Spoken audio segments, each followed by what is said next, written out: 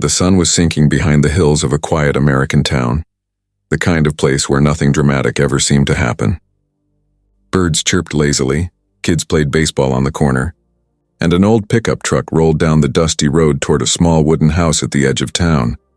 Behind the wheel was Steven Seagal, older now, his hair streaked with gray, his eyes calm but sharp as ever.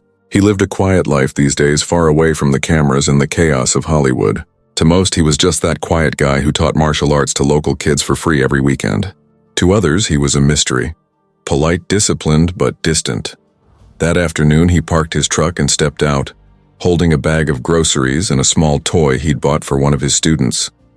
But as he walked up the path to his porch, something made him stop cold. His fence was covered in red spray paint, hateful words, crude symbols, and racial slurs. The fresh paint dripped down like blood. His trash can had been kicked over and broken beer bottles glimmered under the setting sun. Steven didn't shout. He didn't even frown. He just stood there silently, his hand tightening around the grocery bag. Across the street, a group of young men leaned against a car laughing. One of them, tall, tattooed, drunk with arrogance, called out, "Hey, old man, guess you don't belong around here." The others laughed harder, throwing empty cans toward his yard. Steven's eyes met theirs. Calm, unreadable, steady as stone. He didn't reply. Instead, he bent down, picked up one of the cans, and placed it neatly into the trash. Then he turned his back and walked inside, closing the door softly behind him. Inside the dimly lit house, the walls were lined with photos of him in uniform, of him shaking hands with soldiers, of medals that told a story these boys could never imagine. He sat down slowly, poured himself tea, and whispered under his breath, "Peace first. Always peace first." But what Steven didn't know was that this act of hate was only the beginning, and the men who did it had no idea who they had just provoked. The next morning, the small town looked peaceful again. But Steven Seagal knew peace could be deceptive. He walked outside to repair the fence, paintbrush in one hand, bucket in the other. The hateful words were still there, ugly, loud, and deliberate. He dipped the brush into the paint and began covering them one stroke at a time, slow and steady. An old neighbor, Mrs. Wilson, peeked over her porch railing. "Oh, Steven, I saw what those boys did last night.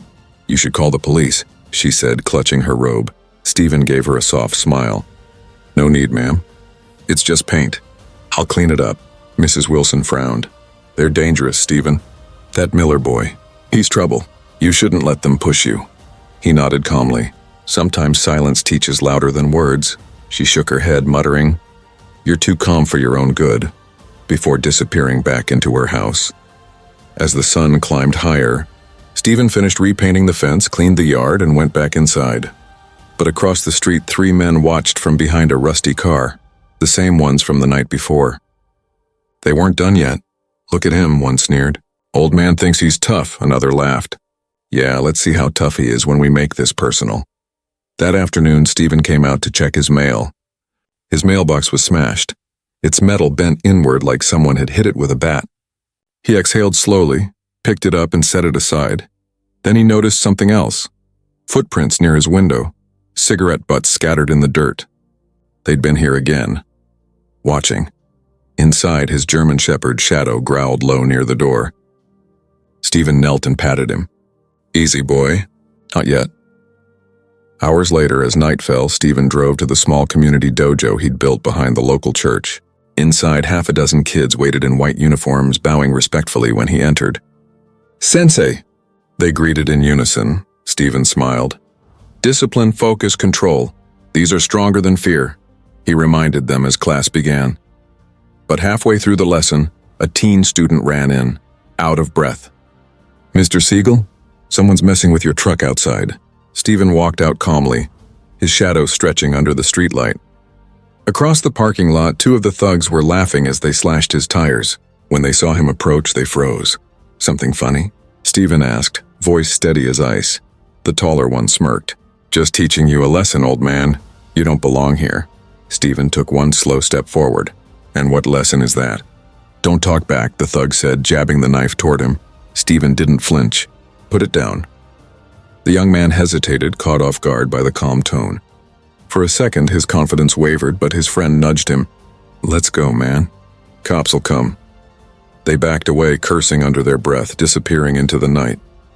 Steven knelt beside his damaged truck. His reflection in the broken glass stared back at him, controlled, unreadable, but with a flicker of something deeper. Resolve. That night, as he sat on his porch sipping tea, he noticed flickering lights across the street. The same group was there again, drinking, shouting, and laughing loudly. One of them, the leader, raised his beer can toward Steven's house. "You think you scare us, old man?" Steven didn't reply. He just leaned back in his chair, eyes half closed like a lion pretending to sleep. The moon rose higher. The night grew still, but behind that silence something dangerous was forming, a storm that would soon break loose. Have you ever faced people who kept pushing you just to get a reaction? Tell me in the comments, and say which country and city you're watching this story from. I want to see how far this story travels. The next morning, Steven went about his day as if nothing happened. He replaced the tires himself, repaired the mailbox, even mowed the lawn. Every move was calm, precise, deliberate. But beneath that surface, he was watching, listening, measuring. At the grocery store, the cashier, a young woman named Lydia, looked worried. "Mr. Seagal, those guys have been talking about you.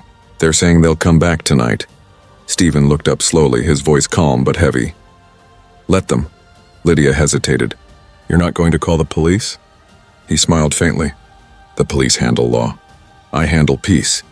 That line, quiet but chilling, would later go viral around the world. But for now, it was just a whisper in a small-town store seconds before the real nightmare began. Because that night, they wouldn't just come to scare him. They'd come to destroy everything, and this time, Steven wouldn't walk away. The clock struck midnight. The town was silent, except for the distant sound of motorcycles echoing through the narrow streets. Inside his modest home, Steven Seagal sat cross-legged on the wooden floor, eyes closed, breathing slow and even. His German Shepherd, Shadow, lay near the door, ears perked up. The peace was deep, until Shadow's head suddenly lifted. A faint rumble, laughter, bottles clinking. Steven opened his eyes. He didn't move, just listened.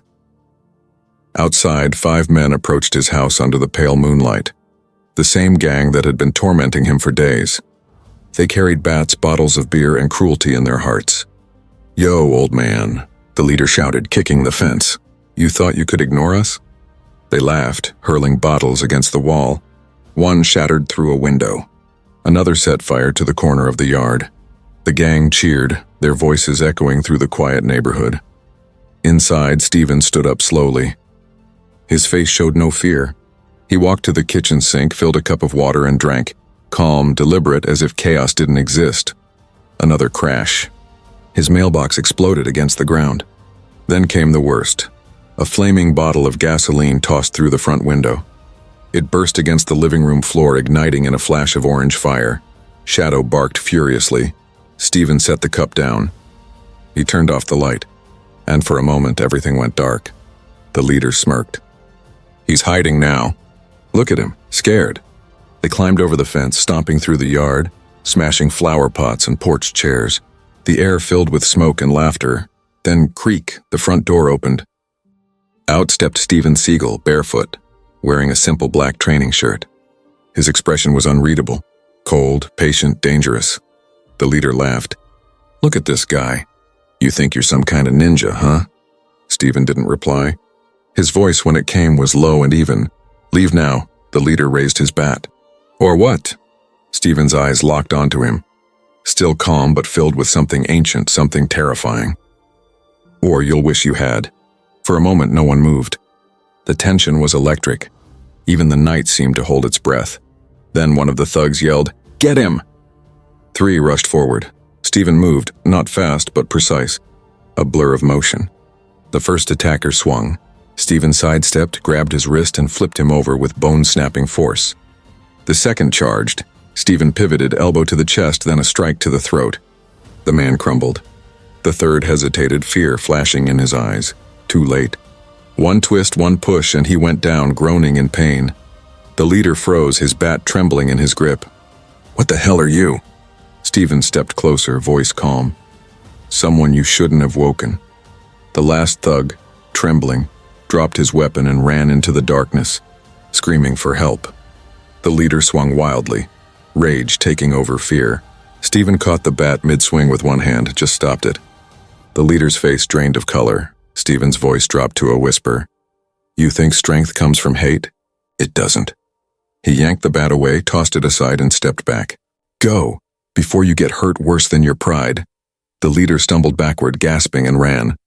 The night fell silent again, except for the crackle of the small fire burning on the porch. Steven turned, grabbed a blanket, and smothered the flames. Shadow barked once, then sat beside him, tail thumping gently as if to say, "It's over." But Steven knew it wasn't. Not yet. He looked out at the empty street, at the fading sound of motorcycles vanishing into the distance. His voice was barely above a whisper. "They'll be back. And next time they won't stop at breaking things." He glanced down at his bruised knuckles, then at a framed photo on the shelf. His old Navy SEAL team. Men who'd fought beside him in silence. Men who knew what he was truly capable of. He placed the photo back on the shelf and murmured, "I hoped I'd never need that side again." The fire was out. The house was damaged but standing. The night was still. But the calm didn't feel peaceful anymore. It felt like the moment before a storm. If you saw a mob destroying your home, would you fight back or walk away? Be honest. Type your answer in the comments below. That night, Steven didn't sleep. He sat by the window watching the road, waiting. Because deep down, he knew what was coming next. And this time, it wouldn't just be vandalism. This time, it would be war. Morning came, but peace did not. Steven Seagal's house stood like a scar on the quiet neighborhood. Windows shattered, the porch half burned, pieces of wood scattered like debris after a storm. But inside, Steven was already sweeping the floor, fixing what he could, wordlessly focused. He wasn't a man who complained. He believed in discipline, not drama. By noon, the police arrived. They took photos, asked questions, and promised to look into it.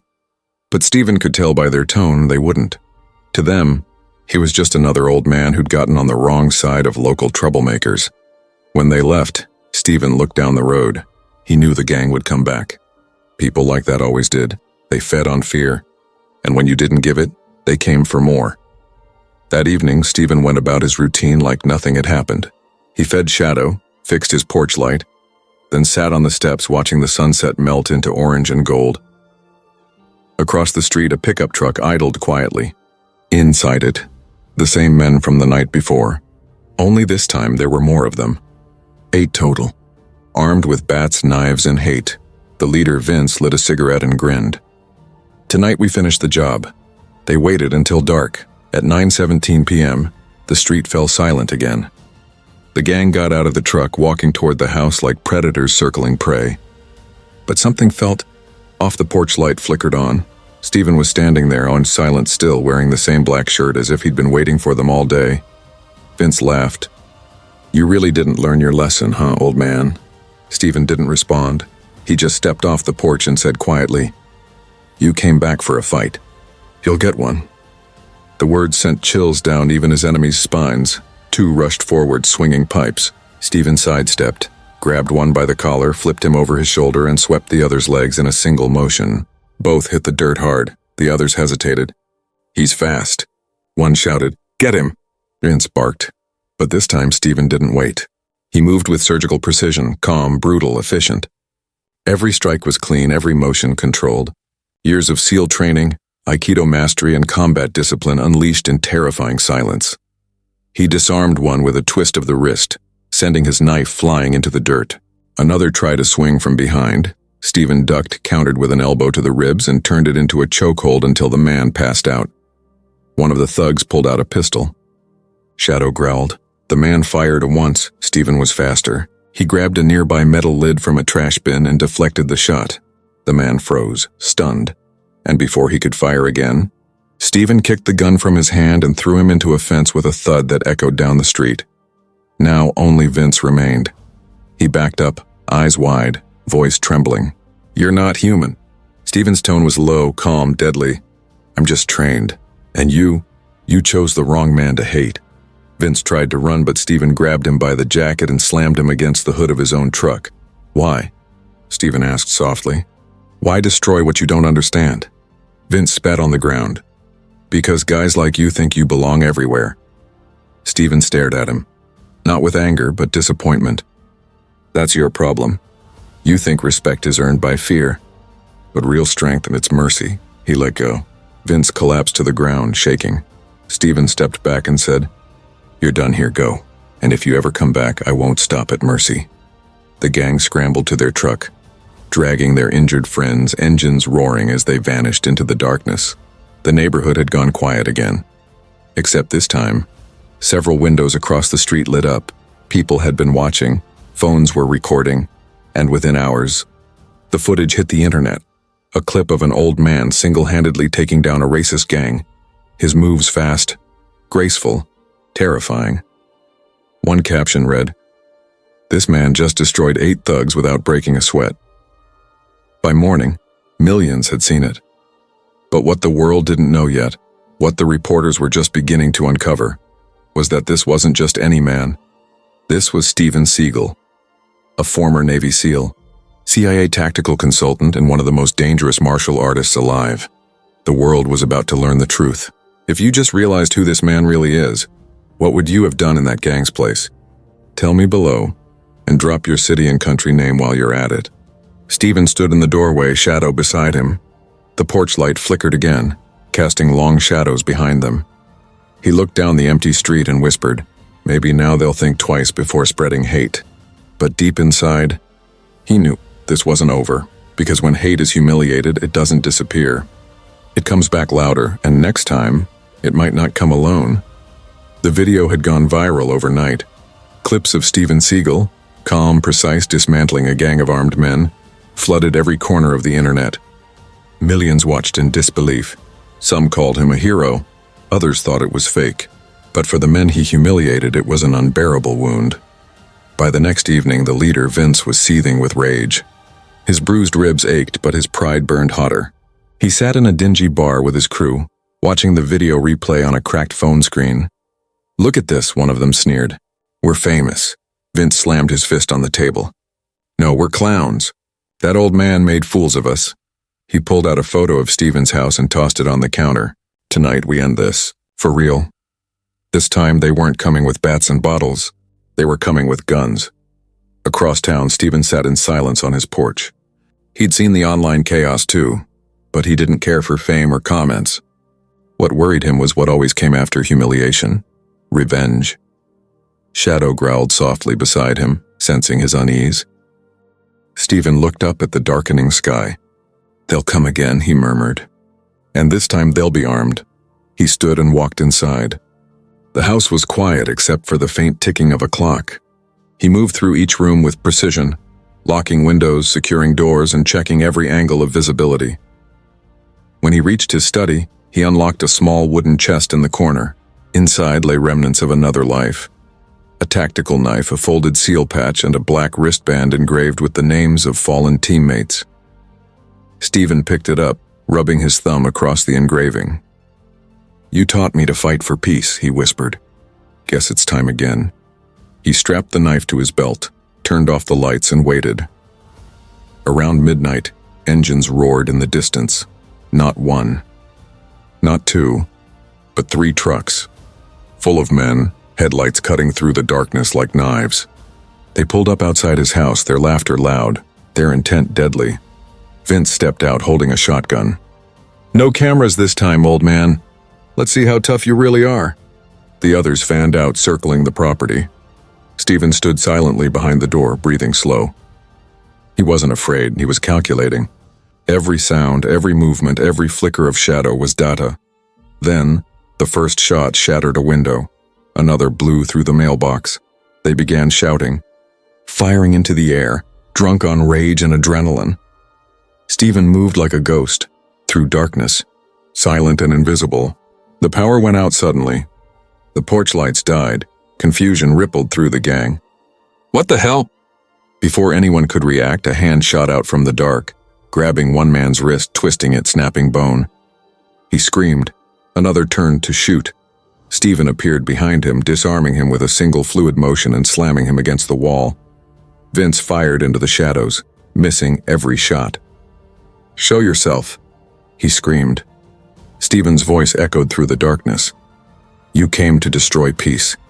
Now face what you've built. Chaos. Two men ran toward the house. Steven stepped out of the shadows, using one's momentum against him, throwing him into the other. Both hit the dirt hard. In seconds, 3 were down. The remaining thugs opened fire wildly, bullets tearing through walls and fences. Steven dropped low, rolling behind cover. He moved with methodical calm, counting shots, reading reload rhythms just like in combat. When Vince tried to reload, Steven moved in. One swift kick and the gun flew out of Vince's hands. Now they were face to face. Vince swung wildly, screaming in fury. Steven blocked each hit effortlessly, parrying like a dance. Then one clean strike, palm to the chest followed by a precise elbow to the jaw. Vince dropped to his knees. Steven leaned close. You brought war to my home. Now you'll learn what war really is. He pushed Vince to the ground but didn't finish him. Instead, he called out to the others, the few who hadn't yet fled. Take him. Go home. You've already lost. One of them shouted, You think you're a hero? Steven looked at him, eyes like steel. Heroes don't pick fights. They end them. The man froze, then dragged Vince toward the truck. One by one, they scrambled inside and drove off into the night, tires screeching. When the sound faded, Steven stood alone in the middle of the street, breathing steady. The air smelled of smoke and gunpowder, the silence almost sacred. He looked around at the chaos they'd left. The shattered wood, bullet holes, broken glass. Then he looked up at the stars. Peace is never free, he said quietly. Shadow padded up beside him, tail low, eyes alert. Steven knelt, patting his head. We did what we had to, boy. He didn't notice the lights flicker on across the street. Phones held up again. Neighbors recording. Witnessing. By dawn, the story had spread further than before. This wasn't just a viral clip anymore. It was a national headline. If you were Steven in this situation, would you fight back or call for help? Comment your answer below, and tell me what city and country you're watching from. The footage from that night would soon reach military veterans who recognized his stance, his tactics, and knew instantly. Steven Seagal wasn't just defending his home, he was sending a message. By sunrise, Steven Seagal's quiet street had turned into a media circus. News vans lined the road. Drones hovered above his house. Reporters shouted over each other. Their microphones pointed toward the porch that still smelled faintly of gunpowder and smoke. The viral video from the second attack, blurry but powerful, had taken over the internet overnight. A single caption defined it all. An old man takes down an armed gang. Alone. Clips replayed on every major network. Commentators speculated endlessly. Some called him a vigilante. Others called him a hero. But no one knew the full story. Not yet. Inside, Steven sat at his kitchen table sipping tea, unbothered by the chaos outside. Shadow lay at his feet, ears twitching every time a reporter shouted his name. Then came the knock. 3 sharp raps on the door. Steven opened it slowly, revealing 2 uniformed police officers and a man in a black suit with an ID badge that read Federal Bureau of Investigation. Mr. Seagal, the agent said. We need to talk. Steven gestured toward the living room. Go ahead. The agent walked in, scanning the bullet holes in the shattered window. Quite the situation you've got here. Steven nodded. That's one way to put it. The younger officer, nervous, whispered to his partner, Is that the Steven Seagal? The agent shot him a look, then turned back to Steven. We've reviewed the footage, sir.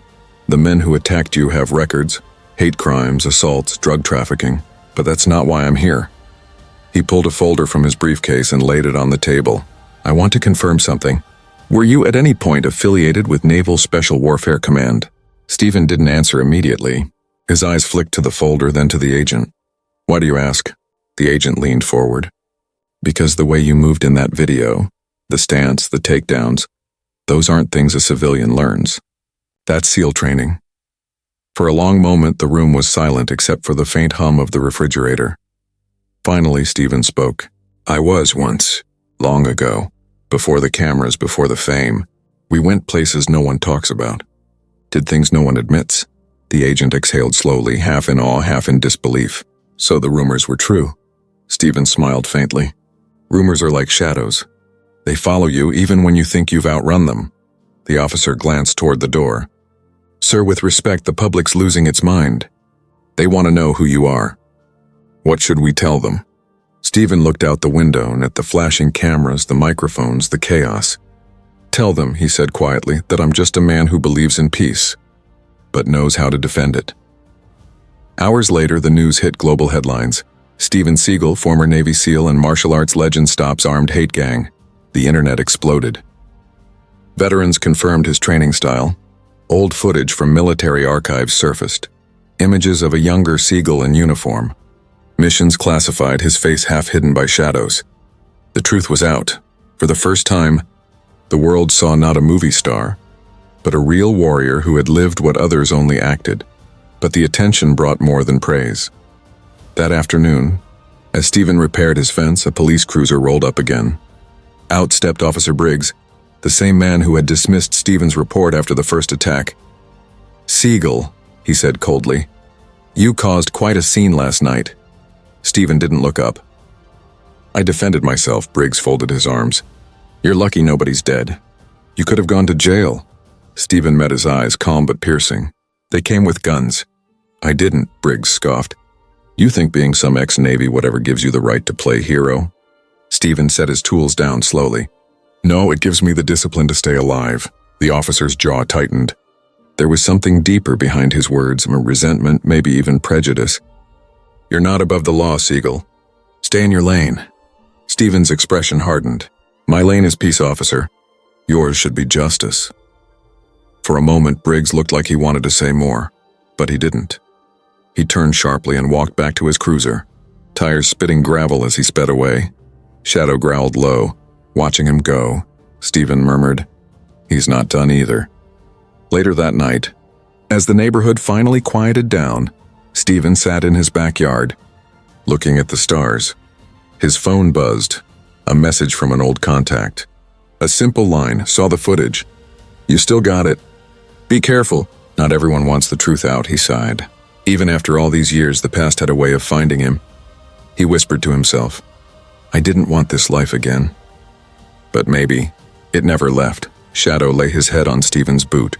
The air was cool, calm, but underneath it all a storm was brewing, because the gang wasn't the only enemy now. The system itself, corrupt officers, bitter men like Briggs, wanted him silenced, but Steven had faced worse. And this time the fight wasn't just for himself, it was for justice. If you were in Steven's place, would you go public with your past or stay silent to protect your peace? Tell me in the comments and let me know where in the world you're watching from. That night, the world saw Steven Seagal not as a celebrity, but as a symbol. A man who refused to bow to hate. A man who stood firm even when outnumbered. But his calm wouldn't last long because the next morning Officer Briggs would return, not for justice, but for revenge. The sun rose over the quiet neighborhood, but peace hadn't returned. Steven Seagal stood in his yard repairing the last bit of his broken fence. The smell of fresh wood and morning dew mixed in the air. Shadow lay nearby, resting but alert. From a distance, a police cruiser rolled slowly down the street. Steven recognized it instantly. Officer Briggs. The man stepped out, sunglasses hiding his eyes, his smile cold. "Morning, Seagal," he said, his voice dripping with false politeness. "Heard you've become quite the celebrity." Steven didn't look up. "I didn't ask for fame," Briggs chuckled. "No, but you sure got it. And not everyone's happy about that. My chief's been getting calls. Folks asking why an ex-soldier's out here breaking bones and embarrassing the department." Steven set the hammer down. "You call defending my home embarrassing?" Briggs took a step closer. "You made us look weak, and now everyone's painting you as some kind of hero. Can't have that, can we?" Steven met his gaze, unflinching. "You should be more concerned about the criminals still walking free." Briggs smirked. "Funny you mention that, because after reviewing last night's footage, we found illegal weapons on your property." Steven's eyes narrowed. "That's a lie," Briggs shrugged. "Maybe, maybe not. Depends on who writes the report." The message was clear. He was being framed. For a moment, silence hung heavy between them. Then Steven said quietly, "You're not doing this for justice. You're doing it for hate." Briggs's smile vanished. "Careful, old man. You don't want to make me your enemy." Steven stepped closer, voice low but powerful. "You already made yourself one, the day you ignored what those men did." The air between them tightened, thick with tension. Briggs turned sharply and walked away, muttering, "Enjoy your fame while it lasts." That evening, the headlines changed again. Police open investigation into Steven Seagal's unregistered weapons. The internet erupted, half defending him, half doubting. But among the noise, a new video surfaced, recorded by a neighbor's security camera. It showed Officer Briggs sneaking into Steven's backyard earlier that morning, carrying something metallic in a black duffel bag. He'd been planting evidence. The clip spread like wildfire. Within hours, millions had seen it. Hashtags flooded social media. Justice for Seagal, stop. The hate news anchors replayed the footage frame by frame. By midnight, public outrage had exploded. Protesters gathered outside the police department chanting for Briggs's arrest. Inside his home, Steven sat quietly, sipping tea, watching the chaos unfold on TV. He hadn't said a single word publicly. He didn't need to. Truth, as always, had its own power. The next morning, another knock came. Firm, professional. When Steven opened the door, the same FBI agent from before stood there, holding a document. "Mr. Seagal," he said with a faint smile, "Briggs has been suspended. Internal Affairs found the planted evidence." "Looks like justice caught up," Steven nodded. "It always does, and eventually." The agent paused. "You've become something of a symbol out there. People are talking about honor, discipline, and standing up to hate. What's your message to them?" Steven thought for a long moment, then replied quietly, "Peace doesn't mean weakness. It means restraint. Real strength is when you can destroy, but choose to protect instead." The agent smiled faintly. "I'll make sure they hear that." As the door closed, Steven turned toward Shadow, who wagged his tail softly. He looked out at the rising sun, calm, golden, endless. The house still bore scars, broken panels, burnt wood, shattered glass. But it stood just like him. If you believe no one should be judged by their skin, their past, or their peace, type respect in the comments. And if you believe strength means standing for what's right, hit subscribe for more true, powerful stories like this one. Steven sat back on his porch, hands folded, eyes steady on the horizon. No anger, no vengeance, only quiet resolve, because some wars aren't fought with bullets. They're fought with truth, dignity, and courage. And this time, the world had finally seen all three.